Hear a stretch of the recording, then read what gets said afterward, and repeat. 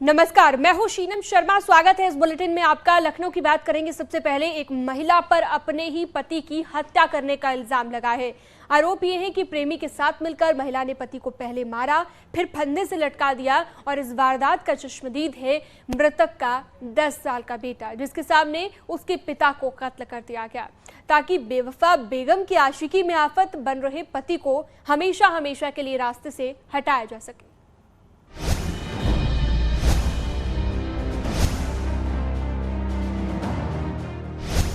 बेवफा बेगम, कातिल प्रेमी। आशिक के हाथों पति का कत्ल। पापा को उन्होंने मारा था। किसने मारा था? मामा ने। मामा का क्या नाम है? रंगोली से। रंगोली नाम है। और किसने मारा था? और एक बार उन्होंने मारा था मम्मी ने। फिर मारने के बाद क्या किया दोनों ने? यहाँ पे कमरा में लाके उनको फांसी में लटका दिया। अच्छा, और तुम कहाँ थे? हमको ऊपर बंद कर दिया था। कमरे में। बिटिया कहाँ थी, छोटी वाली? उसको मम्मी लेके पहले ही चली गई थी। प्रदीप की मौत से पहले जो कुछ भी हुआ उसे ही बेटा आर्यन बयां कर रहा है। ये एक माँ और उसके प्रेमी के खूनी साजिश का सच है। एक शख्स की बेरहमी से कत्ल की कहानी। मार के लटकाया गया। रात में उसको अपने आदमी को दारू पिलाई, दारू पिलाने के बाद मार डाली। वो उसका दूसरे के साथ जो भाग के गई है, दोनों मिलके मारे हैं। अच्छा। उनका बच्चा बयान अच्छा, दे रहा। पत्नी चली गई यहाँ से? भाग गई है। गुड़ियन के दूसरे दिन गई थी, 3 तारीख को। वही साथे चली जाए के और हमेशा यह का इनका रास्ता हटाओ। कहूँ हुआ पुलिया पर बोला बतलाती रही, तब नोटा दे जाती रहा। सारी खेती वो अपने नाम करा ली। 1 महीना भाई खेती बेचे, 1 महीना के अंदर सफाई करा दी। चरित्रहीन औरत है। 4 साल से वो इनके घर में रहती है। बेटे के मुताबिक घर पर मां ज्योति, पिता प्रदीप और आर्यन की छोटी बहन थी। तभी ज्योति का प्रेमी रंगोली और मामा घर आया, जिसके बाद ज्योति अपने बेटे को लेकर वहां से चली गई, जैसे सब कुछ पहले से तय हो। आरोप है कि महिला के जाने के बाद उसके प्रेमी रंगोली सिंह ने पति प्रदीप की बेरहमी से पीट कर हत्या कर दी, फिर उसे फंदे पर लटकाकर वहां से फरार हो गया। जब ये सब हो रहा था, डरा सहमा 10 साल का आर्यन सब कुछ होता देख और सुन रहा था। नहीं तो कल मारने के बाद गए हैं वो लोग कि पहले चले गए थे? मामा यहाँ पे थे, लाडू को लेके मम्मी चली गई थी। हम यहाँ ऊपर थे। मामा इनको पापा को यहाँ पे बांध के वो भी बात को गए थे। अच्छा, किसको फोन किया आपने? तब हमने सर जी किसी ने रात में हमने किसी ने किया। फिर जब थोड़ा मुझे रोने लगा सब। आज सुबह? Yes sir. किसको किसको बताया था? पहले तो बासुद तक बताया, फिर लुटानी मौसा को, फिर बाद सबको बताया बात को। हत्यारा वारदात को अंजाम देकर फरार था। अब घर में अकेला आर्यन और उसके पिता की डेड बॉडी मौजूद थी। रात का अंधेरा गहराने लगा, साथ ही डर के साए में मासूम आर्यन अब तक किसी को भी अपने पिता के कत्ल की खबर देने से डर रहा था। उसे नहीं पता था किसे खबर दी जाए, क्या किया जाए, कहां जाए। पूरी रात मासूम अपने पिता के शव के साथ बैठा रहा। सुबह हुई तो पड़ोसियों को घटना की खबर मिली। प्रदीप और ज्योति की शादी 14 साल पहले हुई थी। शादी के कुछ साल बाद तक सब कुछ सही चल रहा था। प्रदीप अच्छी खासी कमाई कर लेता था, लेकिन नौकरी छूटते ही परिवार में पैसों की किल्लत आई और यहीं से रिश्तों में दरार पड़ी। परिवार का आरोप है कि मुश्किल वक्त में पत्नी ज्योति ने अपना नया हमसफर चुन लिया। अब वो रहती तो प्रदीप के साथ थी, लेकिन उसका दिल धड़कता था रंगोली सिंह के लिए। फिर कल्लू, फिर पुलिस वाले के सामने हमारे घर से विवाद। तो 4 साल से रह रहा था वो? 4 साल से यहाँ आता है। अच्छा, जब आज सुबह जब जैसे जानकारी मिली तो तब वो पत्नी यहाँ नहीं थी इसकी? रात में मार के लटका चली गई। अच्छा, रात में मार के भाग गई? हाँ। उसी के साथ जो आदमी रह रहा था? हाँ। और तब से आई नहीं है वो? सुबह उसको पता नहीं चला, कौन फोन उसको करके बताया प्रदीप मर गए हैं। अपने ही सुबह लेके आई बेटी को, दोनों बेटियों को लेके भाग गई थी रात में। और सुबह आई है, लड़के को छोड़ गई थी यहाँ ऊपर कमरे में। प्रदीप की मौत के बाद परिवार में मातम का माहौल है। पुलिस को आत्महत्या का मामला लग रहा है, जबकि परिवार इसे हत्या करार दे रहा है। फिलहाल एफआईआर दर्ज कर ली गई है। जल्द ही जांच में साफ हो जाएगा कि प्रदीप की मौत की मिस्ट्री क्या है।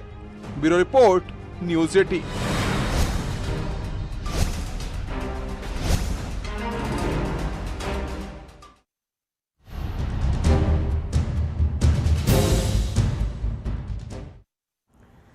और चलिए आगे बढ़ते हैं। इस शहर में समाज के बीच लोग क्यों रहते हैं? आखिर क्यों पुलिस थाने बनाए गए? क्यों अदालतों का गठन हुआ?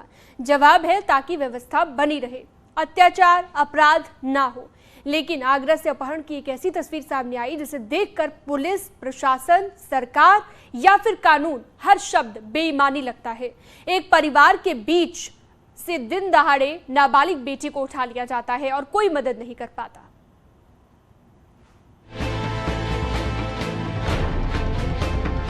भीड़ की शक्ल में ये कौन लोग हैं? क्या ये किसी सभ्य समाज की तस्वीर? क्या ये उसी सिस्टम के बीच से तस्वीरें हैं जिसमें पुलिस भी है, प्रशासन भी है, सरकार भी है और अदालतें भी है? अगर हाँ, तो ये इंसाफ की शक्ल भीड़ क्यों कर रही है?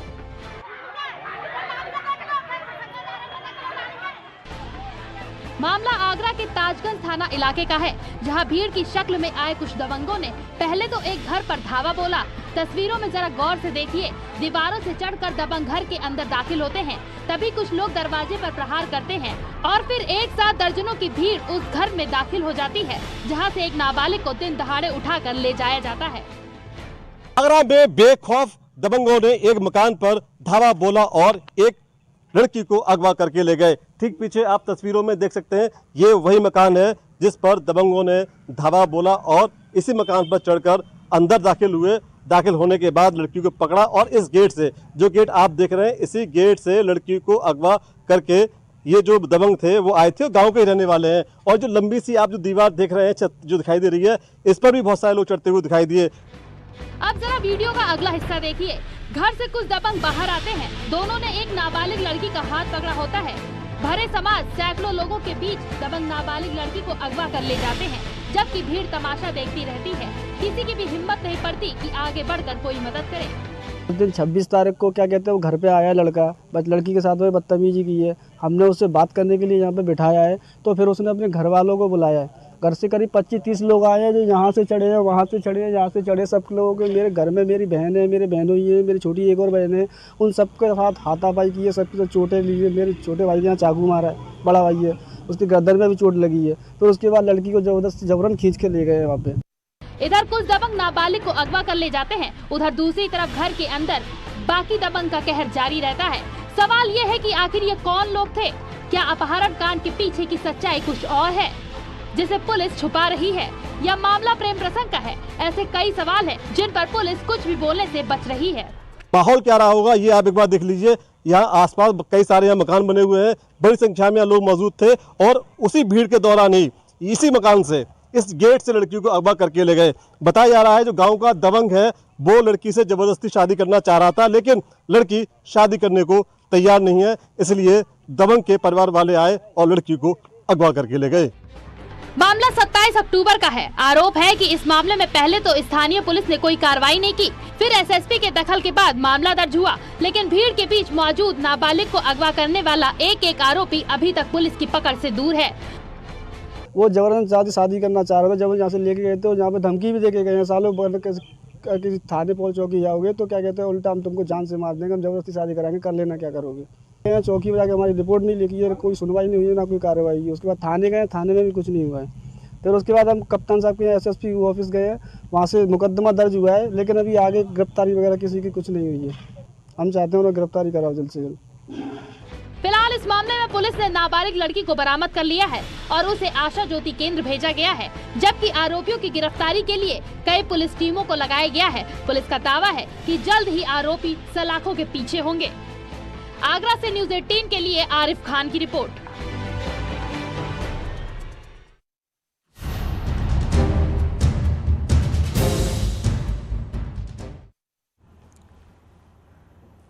तकनीक के जमाने में अपराधियों के अपराध करने के तरीके भी अब बदल गए हैं। गोंडा पुलिस ने एक ऐसे ही गैंग का खुलासा किया है जो गोंडा में बैठकर अमेरिका और ब्रिटेन जैसे देशों में ड्रग्स सप्लाई किया करते थे। पुलिस को इनके ड्रग्स नेक्सस का भी पता न चलता, लेकिन इन अपराधियों के ठाट बाट ना बदले होते तो इसका भी पुलिस को पता न चल पाता। देखिए गोंडा की डी कंपनी का सच आखिरकार क्या है।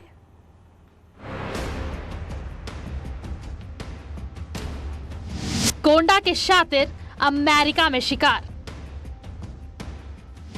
नशे का धंधा, साइबर सिक्योरिटी का फंदा,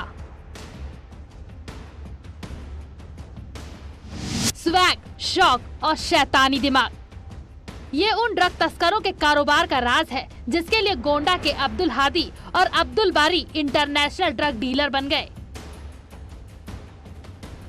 इनके काम करने का अंदाज और ग्राहकों को फंसाने का तरीका और ड्रग सप्लाई की ट्रिक जानकर पुलिस के भी होश उड़ गए। उन्हें समझ नहीं आ रहा कि कोई इतना शातिर कैसे हो सकता है।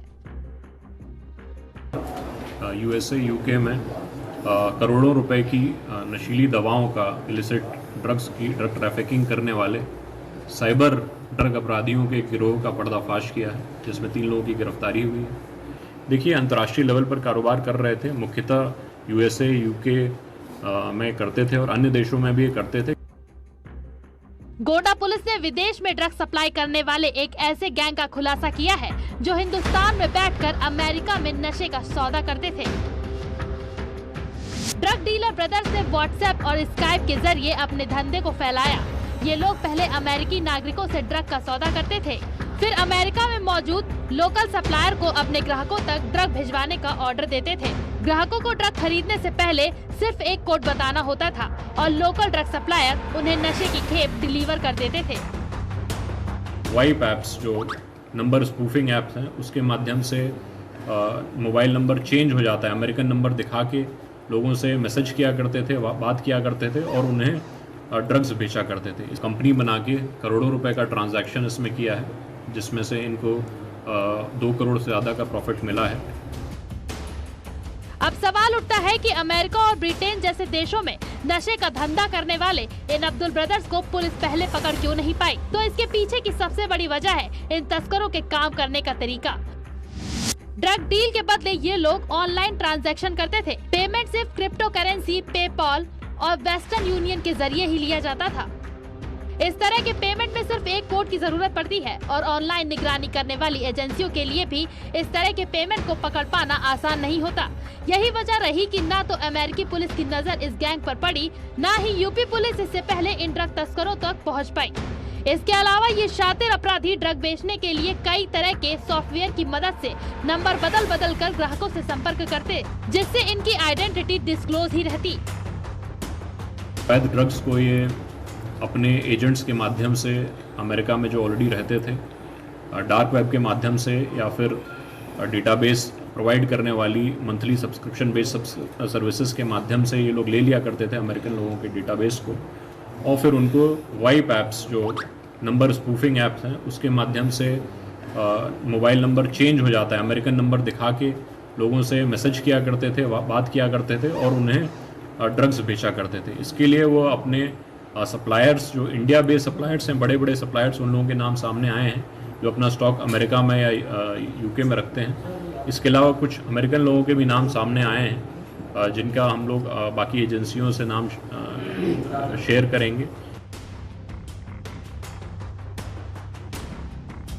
पुलिस के मुताबिक इन तस्करों ने पहले कुछ वक्त में करीब 5 करोड़ की ड्रग सप्लाई की, जिससे करीब 2 करोड़ रुपए की कमाई हुई। जब गोंडा में इन भाइयों के ठाट बाट बदल गए, नई गाड़ियां, महंगी रोलेक्स घड़ियां और कारें खरीद कर घूमने लगे, तब पुलिस की इस ड्रग डीलिंग गैंग पर नजर पड़ी।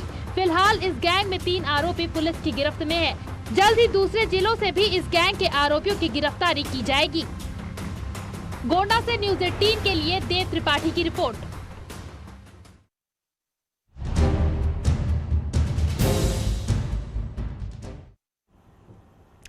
आपने सट्टेबाजी के तरह तरह के तरीके देखे होंगे, लेकिन सट्टेबाजी के लिए बेजुबानों और राहगीरों की जान को डेंजर में डालने वाली तस्वीरें हैरान कर रही हैं। ये मामला है हापुड़ का, जहां पर गंगा मेला में आने वाले ग्रामीण भैंसा बुग्गी की रेस लगा रहे हैं। देखिए,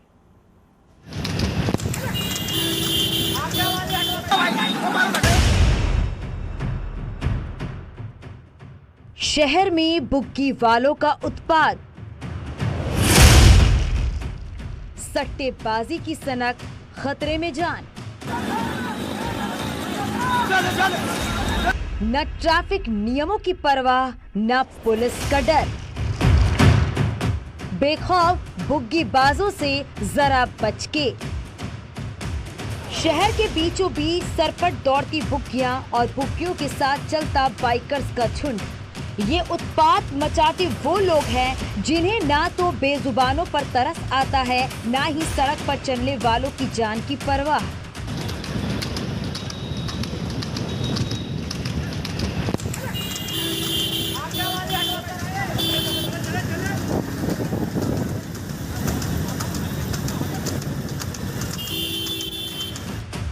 ये नजारा किसी गांव की, किसी लोकल सड़क का नहीं है। ये तस्वीरें हापुड़ शहर से होकर गुजरने वाले नेशनल हाईवे की है।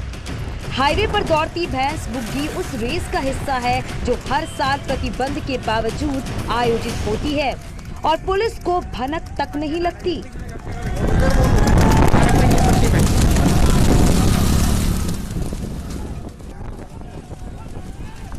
गढ़गंगा मेले में आने वाले ग्रामीण हर साल इस तरह की भैंसा बुग्गी रेस आयोजित करते हैं, लेकिन हैरत की बात तो ये है कि अब तक ना तो पुलिस इन बुग्गीबाजों पर अंकुश लगा पाई, ना ही बुग्गीबाजों ने सट्टेबाजी के लिए अपना पैतरा बदला।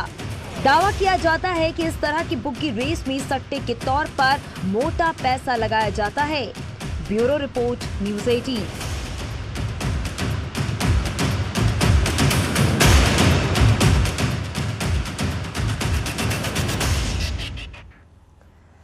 और चलिए इसी बीच एक बड़ी जानकारी आपको बता दें, फतेहपुर में एक बार फिर से हिंदुओं के धर्मांतरण का सनसनीखेज मामला सामने आया है। धर्मांतरण के मामले में करीबन 2.5 महीने से फरार पादरी चोरी छिपे चर्च में हिंदुओं का धर्मांतरण करा रहा था। पुलिस ने चर्च में छापेमारी कर पादरी विजय मसीह को गिरफ्तार कर लिया है। पूछताछ में पादरी ने धर्म परिवर्तन कराए जाने की बात को कबूला है। धर्मांतरण के इस रैकेट में अभी भी और लोग शामिल हो सकते हैं। हरिहरगंज चर्च में इसी साल 15 अप्रैल को भी धर्म परिवर्तन का मामला सामने आया था। वीएचपी के हंगामे के बाद पुलिस ने 35 नामजद और 20 अज्ञात के खिलाफ मामला दर्ज किया था। पुलिस ने पादरी सहित 26 लोगों को गिरफ्तार कर जेल भेजा था। जमानत से रिहा होने के बाद पादरी फिर से धर्मांतरण कराने में जुटा था।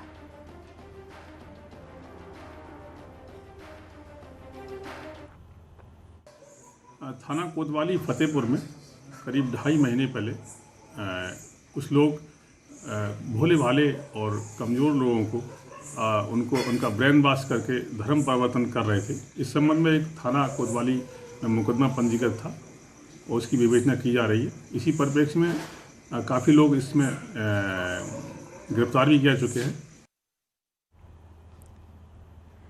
मथुरा से सनसनीखेज मामला सामने आया है। एक युवक का एम्बुलेंस ड्राइवर और उसके साथियों से मामूली विवाद हुआ और उसके बाद अपहरण कर लिया गया। एम्बुलेंस में डालकर मारपीट भी उसके साथ की गई है। पीड़ित युवक निक्की रावत कृष्णा नगर क्षेत्र में अपने दोस्त के साथ एटीएम से पैसे निकलवाने के लिए गया था। गोवर्धन चौराहा के पास उनकी एक एम्बुलेंस ड्राइवर से कहासुनी हो गई।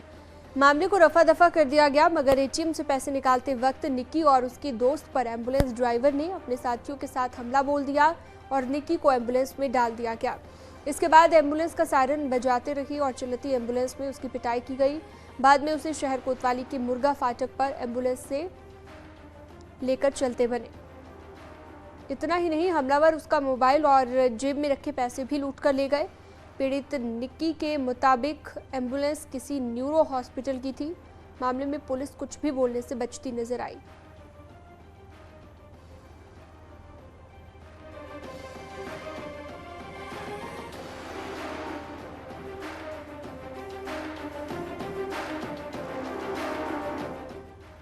खबरों का सिलसिला जारी रहेगा, एक छोटे से ब्रेक के लिए रुकेंगे। आप देख रहे हैं न्यूज़ 18 उत्तर प्रदेश उत्तराखंड। सरकार ने पुलिस पर कार्रवाई नहीं करने का आरोप लगाया। कौशाम्बी में डेंगू का प्रकोप लगातार बढ़ता जा रहा है। जिले में बीते 15 दिनों से बुखार से अब तक 18 लोगों की मौत हो गई। डेंगू से बचाव के लिए प्रभावित गांव में स्वास्थ्य विभाग की टीम कैंप लगाकर इलाज कर रही है। उत्तर प्रदेश में बारिश के बाद मलेरिया, डेंगू, चिकनगुनिया के मरीज बढ़ रहे हैं। अगस्त से अक्टूबर तक डेंगू के मरीजों की संख्या 379 से बढ़कर 5,943 पहुंची। वहीं मलेरिया के मरीजों की संख्या 1,140 से बढ़कर 3,477 तक पहुंच गई है। हापुड़ में रोक के बाद भी पराली जलाने के मामले सामने आ रहे हैं। ताजा मामले गढ़मुक्तेश्वर कोतवाली क्षेत्र के मेला स्थल का है, जहां खुलेआम पराली जलाने का सिलसिला जारी है। लखनऊ में मोहनलालगंज के दनवारा में हत्या के बाद फंदे पर लटकाया गया युवक का शव। ग्रामीणों ने मृतक की पत्नी और प्रेमी पर लगाया हत्या का आरोप। इसके बाद पत्नी को हिरासत में लेकर पुलिस कर रही है पूछताछ। पीलीभीत में नामकरण कार्यक्रम में बालाओं ने लगाए ठुमके। गांव के शख्स ने डांस का वीडियो बनाकर किया वायरल। पूरनपुर कोतवाली के कसगजा गांव का मामला। बलरामपुर में सरदार पटेल की जयंती पर रन फॉर यूनिटी कार्यक्रम का आयोजन किया गया। जिले के अलग अलग थाने के पुलिसकर्मियों और अधिकारियों ने दौड़ लगाकर समाज को एकता का संदेश दिया। सीतापुर में NH-24 पर पेट्रोलिंग कर रही पुलिस की गाड़ी को अज्ञात गाड़ी ने टक्कर मारी। हादसे में दरोगा की मौके पर मौत हो गई, वहीं 3 सिपाही गंभीर रूप से घायल हो गए। हाथरस में सादाबाद कोतवाली के बनारसीपुर में पेड़ के नीचे किसान का जला शव मिला। जमीनी विवाद में हत्या की आशंका। प्रयागराज के नैनी क्षेत्र में ट्रांसफार्मर के गोदाम में लगी भीषण आग। आग से लाखों के नुकसान की आशंका। फायर ब्रिगेड ने आग पर काबू पाया। आजमगढ़ के अतरौलिया क्षेत्र में छठ पूजा के दौरान नदी में बहाव में 4 लड़के बह गए। गोताखोरों ने मशक्कत के बाद 3 लड़कों को बचाया। वहीं पानी में डूबने से एक लड़के की मौत हो गई। हरदोई में शाहबाद कोतवाली परिसर में खड़ी DCM में आग लग गई। पुलिसकर्मियों ने आग पर काबू पाया। पीलीभीत में बरखेड़ा थाना पुलिस ने 6 लुटेरों को गिरफ्तार किया। लुटेरों से 2 तमंचे, कारतूस, चाकू और कार बरामद। हेडलाइंस प्रेजेंटेड बाय पेट सफा आयुर्वेदिक चूर्ण। पेट सफा तो हर रोग दफा।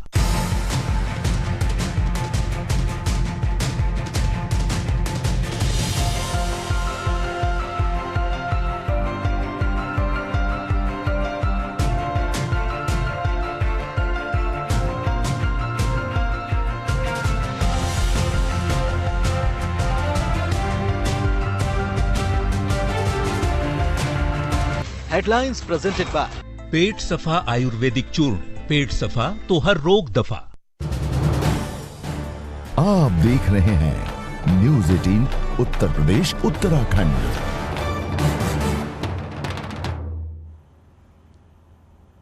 चलिए आगे बढ़ते हैं। ग्रेटर नोएडा की अब बात करते हैं। डेटा सेंटर पहुंचे मुख्यमंत्री योगी आदित्यनाथ और डेटा सेंटर का उद्घाटन किया है मुख्यमंत्री योगी आदित्यनाथ ने। ये बड़ी खबर आपको बता दें, ग्रेटर नोएडा को सबसे बड़ी सौगात मिली है। योटा डाटा सेंटर पार्क का उद्घाटन किया गया है। नॉलेज पार्क में डेटा सेंटर है। हीरा नंदानी ग्रुप और यूपी गवर्नमेंट के बीच MOU साइन हुआ है। तो 39,000 करोड़ का ये MOU साइन हुआ है। डेटा सेंटर की लागत 5,000 करोड़ रुपए है। एक बिल्डिंग की क्षमता 5,000 सर्वर रैक की है। तो 6 डेटा सेंटर बिल्डिंग बनाई जाएंगी। डेटा सेंटर की कुल क्षमता 30,000 सर्वर रैक की है। तो ये बड़ी सौगात ग्रेटर नोएडा को आज मिली है। डेटा सेंटर का उद्घाटन करने के लिए मुख्यमंत्री योगी आदित्यनाथ पहुंचे।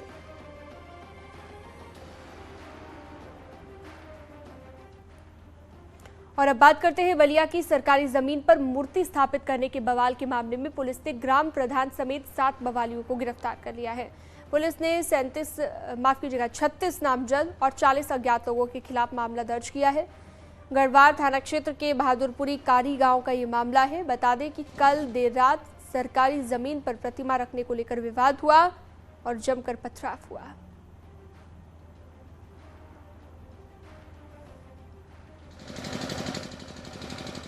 हंगामे के 7 आरोपियों को फिलहाल गिरफ्तार कर लिया गया है। विवाद के दौरान जमकर पथराव भी देखने को मिला। 40 अज्ञात और 36 नामजद के खिलाफ मामला दर्ज हुआ। और फिलहाल के लिए इस बुलेटिन में इतना ही। खबरों का सिलसिला जारी है। आप देख रहे हैं न्यूज़ 18 उत्तर प्रदेश उत्तराखंड। वाली क्षेत्र के सरैया गांव में पुल टूटने से 6 लोग घायल हो गए। हादसे के बाद ग्रामीणों में मची भगदड़। छठ पर्व के दौरान भीड़ के चलते पुल टूटने की आशंका।